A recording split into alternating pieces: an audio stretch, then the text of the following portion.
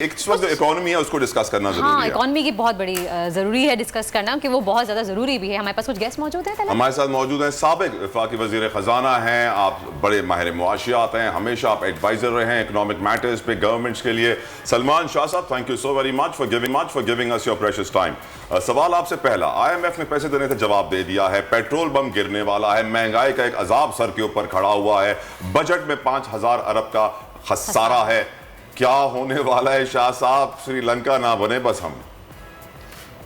देखिए, I think इस वक्त हमारी जो सियासत है वो इकॉनमी से बहुत जुदा हो चुकी है और सबको पता है पाकिस्तान में मेरा ख्याल है कि कोई बंदा ऐसा नहीं है जिसको ये पता नहीं है कि हमें IMF प्रोग्राम की ज़रूरत है, क्योंकि पाकिस्तान के ऊपर चंद 3-4 चीज़ें हैं जो बहुत ही हमारे लिए प्रॉब्लमेटिक हैं। सबसे बड़ा जो हमारा प्रॉब्लम है वो बैरून मुल्क कर्ज़ों का है और वो इतने ज़्यादा हैं कि ना तो हम उनकी सूद पे कर सकते हैं, वो भी हमें कर्जा लेके सूद पे करना पड़ता है जी हाँ। और का रीपेमेंट जो है उसको हमें रीशेड्यूल कराने की ज़रूरत है। वो बहुत ज़्यादा 15 अरब डॉलर तो हमने हर साल उसको रिन्यूअल के लिए लेके जाना होता है। तो ये तो एक नंबर 1 प्रॉब्लम है जो IMF के बगैर आप सॉल्व ही नहीं कर सकते। उसके बाद आपके खसारे हैं, फिस्कल डेफिसिट्स हैं, जिसमें बहुत इम्पॉर्टेंट जो परफॉर्मेंस क्राइटेरियाज हैं वो प्राइमरी डेफिसिट होता है। ये ज़रा टेक्निकल बात है, लेकिन ये IMF की एक है कि जो भी आपके अखराजात हैं सूद के अलावा वो आप टैक्सेस से पूरा करेंगे और वो उसके लिए आपको अपने एक्सपेंडिचर्स भी कंट्रोल करने पड़ते हैं और आपको अपने टैक्स भी बढ़ाने पड़ते हैं।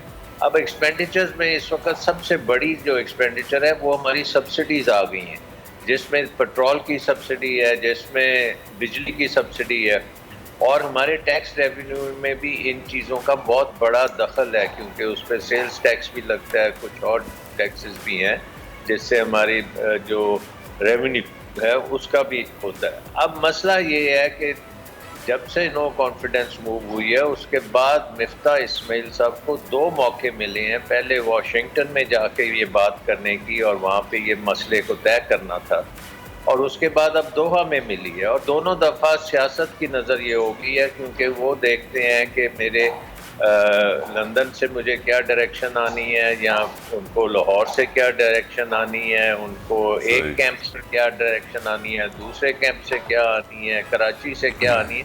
तो उस मसले में फिर आपकी इकोनॉमी जो है ये श्रीलंका की तरफ पहुंच जाएगी। जी हाँ। अपने मुल्क में ये जो मसले हैं ये कोई आज का क्रिएटेड मसला नहीं है, लेकिन आज हमने IMF प्रोग्राम करना है, इसमें हम डिले नहीं कर सकते। अगर हमने डिले कर दी खुदा न खास्ता और कोई पेमेंट आपकी मिस हो गई, कोई सूद की पेमेंट हो या रीपेमेंट लोन्स की रीपेमेंट हो, वो अगर मिस हो गई तो एक बहुत बड़ा डिजास्टर होगा। थैंक गॉड अभी हमें हमारे दोस्त ममालिक मदद कर रहे हैं, वो सारे ये कह रहे हैं कि जी आप IMF प्रोग्राम के ऊपर दस्तखत करें तो हम आपको आपके साथ जितने भी हमारे पुराने अरेंजमेंट्स हैं उनको कंटिन्यू करेंगे, लेकिन अगर आप IMF से नहीं करेंगे तो हम फिर वो अरेंजमेंट्स कंटिन्यू नहीं कर सकते। सो आई थिंक इसमें अब सियासत का रूम नहीं रहा। मिफ्ता इस्माइल ने अपॉर्चुनिटीज़ बहुत मिस की हैं, वो ज़्यादा सियासत करते हैं बनिस्बत के वो फाइनेंस मिनिस्टर रहे। अब वो शौकत तरीन के साथ उलझे होते हैं, हर वक्त मैं देखता हूँ टेलीविज़न पे आते हैं। और भाई आपका काम है इस वक्त इकॉनमी को जो ज़रूरत है वो आप करें और इर्रिस्पेक्टिव के वो लंदन वाले क्या कहते हैं या जरदारी शाह साहब, हमारे मुल्क को अच्छी फाइनेंशियल टीम क्यों नहीं मिल पाती है? जो आता है मुल्क को। देखिए, हमने बड़े अरसे से बहुत सी गलत चीज़ें की हैं। सबसे बड़ी जो गलत चीज़ हमारे से हुई है वो हमारा बिजली का निज़ाम है। इसमें बिजली को हमने इम्पोर्टेड बिजली में कन्वर्ट कर दिया है, क्योंकि हमारी बिजली अब ज़्यादातर यहाँ तो वो इम्पोर्टेड ऑयल से बनती है, इम्पोर्टेड गैस से बनती है, इम्पोर्टेड कोयले से बनती है। हमें चाहिए था कि हम थर्मोकोल को आगे लेके आते, हमें चाहिए था हम सोलर करते, हमें चाहिए था हम डैम बनाते। हम एक बड़ा अच्छा बिजली के निज़ाम को हमने डिस्ट्रॉय करके इम्पोर्टेड निज़ाम बना दिया है और इस वक्त इम्पोर्टेड बिजली जो है वो हमारी कौम अफोर्ड ही नहीं कर सकती। और वो आप देख रहे हैं कि हमारे इसके सर्कुलर डेट में वो घुसता चला जा रहा है। चीन के जो हमने लगाए हैं कोयले के बजाय हमें सोलर लगाने चाहिए थे। कोयले की ना तो हमारे पास इंपोर्ट हम कर सकते हैं, फिर आपने गलत जगहों पे प्लांट्स लगाए, फिर महंगे लगाए, पता नहीं उसमें कैसे कैसे कॉन्ट्रैक्ट्स किए। हमारी जो पावर की मिनिस्ट्रीज रही हैं जिन्होंने ये साइन किए थे, लिटरली उन्होंने मुल्क को बिट्रे किया। उनकी यहाँ तो कैपेसिटी नहीं थी, यहाँ उन्होंने गलत मायदे किए हैं जो पाकिस्तान के इंटरेस्ट में नहीं है।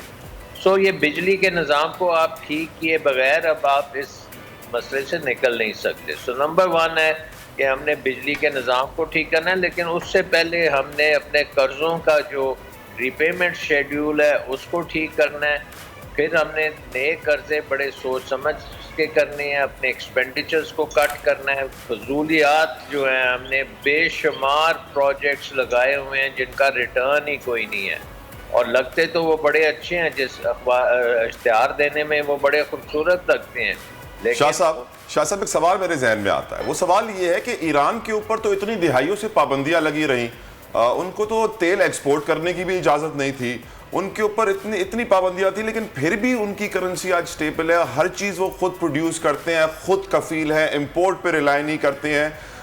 एक मुल्क जो इतनी मुश्किलात में रहकर भी अपने पैरों पे खड़ा हो जाए, हम तो इतनी मुश्किलात में नहीं थे, हम क्यों नहीं अपने पैरों पे खड़े हो सकते?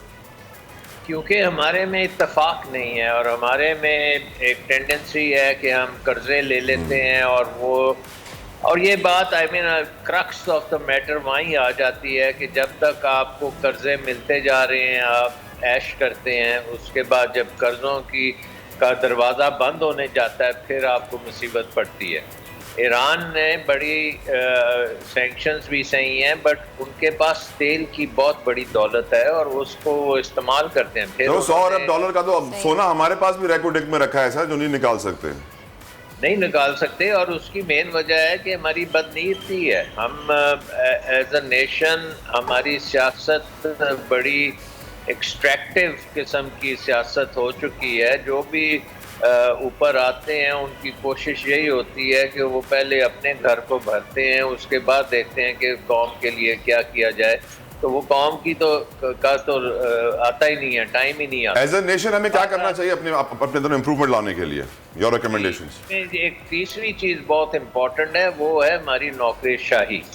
अब हमारी सिविल सर्विस जो है इसमें भी वो कैपेसिटी नहीं है कि एक मॉडर्न इकोनॉमी को मैनेज करें। आप देख सकते हैं कि क्या वो पेट्रोलियम मिनिस्ट्री हो या कॉमर्स मिनिस्ट्री हो, फाइनेंस मिनिस्ट्री हो, बाकी आपके डेवलपमेंट के प्लानिंग मिनिस्ट्री हो, उसमें जो ब्यूरोक्रेसी है उनके पास वो फ्रेश आइडियाज़ नहीं हैं, वो बेहतर तरीक़ेकार नहीं हैं जो कि वो सियासतदानों के सामने पेश कर सकें और उन पे अच्छी डिसीजंस ले सकें। शाह साहब, आपने कहा ब्यूरोक्रेसी में ताकत नहीं, सियासतदान सियासत में लगे हैं, मईशत में इंटरेस्टेड नहीं। मेरा आपसे सवाल है, ये सियासतदान और ये ब्यूरोक्रेट्स हमारे नेशन से ही निकले हुए, हमारे कौम से ही निकले हुए।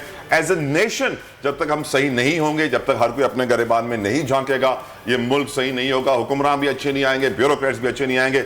हमें nation as a nation improve करने के लिए क्या करना चाहिए शाह साहब? देखिए, एक तो ये है कि अवेयरनेस बहुत इम्पोर्टेंट है, क्योंकि हम एक डेमोक्रेसी हैं और डेमोक्रेसी ने ही हमें आगे लेके चलना है। लेकिन हमारी पॉलिटिकल पार्टीज़ जो हैं वो डायनेस्टिक हैं, उनमें कोई थिंक टैंक्स नहीं है, उनमें कोई प्रोफेशनल्स नहीं है जिस तरह के होने चाहिए। अब अगर मैं देखता हूँ दुनिया के डिफरेंट मॉडल्स, तो सबसे बेहतरीन मॉडल तो मुझे जर्मनी का लगता है, जहाँ पे हर पॉलिटिकल पार्टी का एक थिंक टैंक है जो बहुत ज़बरदस्त थिंक टैंक है। वो बाकी दुनिया में भी वो काम करते हैं और वो अपनी पॉलिटिकल पार्टी का पूरा एजेंडा बनाते हैं और पॉलिटिकल पार्टी उसको एक्सेप्ट करती है और फिर वो इलेक्शंस में जाके उसको अगर जीत जाएं तो उसको इम्प्लीमेंट करते हैं। हमारे यहाँ कोई प्रोफेशनल इनटेक नहीं है, उस तरह के थिंक टैंक्स नहीं हैं जो बताएं। हम दुनिया की 5वीं सबसे बड़े ममलिकत हैं और हमारी जो वर्किंग एज पॉपुलेशन है वो दुनिया की 6 सबसे बड़ी वर्किंग एज पॉपुलेशन है, बहुत यंग मुल्क है, हमारे पास तो इतना अनलिमिटेड पोटेंशियल है। Right sir. Purely management, politics, economic management, ये हमारे इश्यूज हैं जिसके ऊपर हमें बहुत ज़रूरी है कि कौम अब इंसिस्ट करे कि परफॉर्मेंस हम लेंगे और पाकिस्तान को एक तरक्की याफ्ता मुल्क बनाएंगे। और साबिक वफाकी वज़ीर ख़ज़ाना माहिर मुआशियात सलमान शाह साहब, thank you so very much. आपने बड़ी अहम बातें हमसे की, उम्मीद करते हैं कि कुछ लोग सुन भी रहे होंगे। और हमें एज ए नेशन इंप्रूव करना है ताकि हमारे सियासतदान बेहतर हो, हमारे ब्यूरोक्रेट्स बेहतर हो। और शाह साहब ने वाज़ेह कर दिया, हम श्रीलंका बन सकते हैं अगर अब भी होश में नहीं आए तो। और जो भी सूरत हाल हमारे सामने आई उसे डर तो यही लग रहा है, लेकिन अगेन हम दुआ ही कर सकते हैं ताला। सब्सक्राइब करें और बेल दबाएं ताकि कोई खबर रह न जाए।